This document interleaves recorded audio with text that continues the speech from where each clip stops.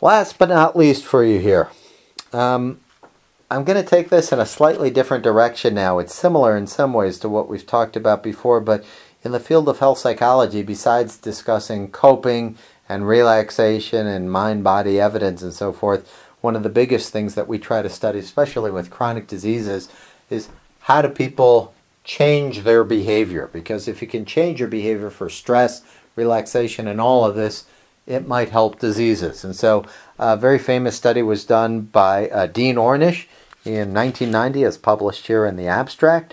What he basically did is he took people who had heart disease, and he basically gave them no drugs, but put them through a very regimented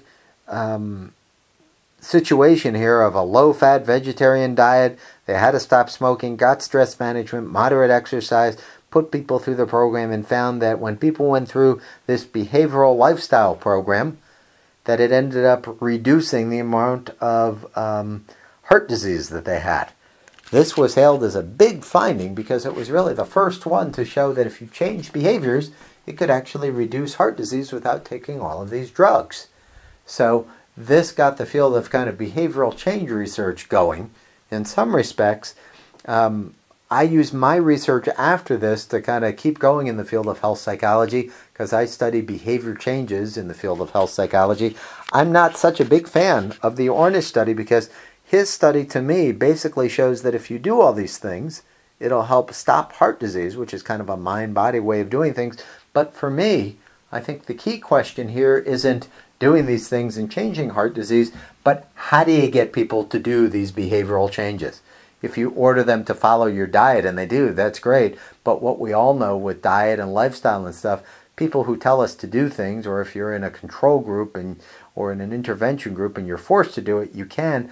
But in life, you have many choices and options. So what I do in my research is I study how do we get people to change. And in my particular research, what we do is we try to use good psychological principles to teach people.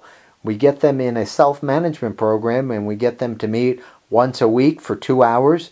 We do a lot of interactive discussions where we teach them things, we let them talk, we let them share ideas, and we try to teach them over that. We do little behavior modification things, have them record points for various behaviors, almost in a Weight Watchers way.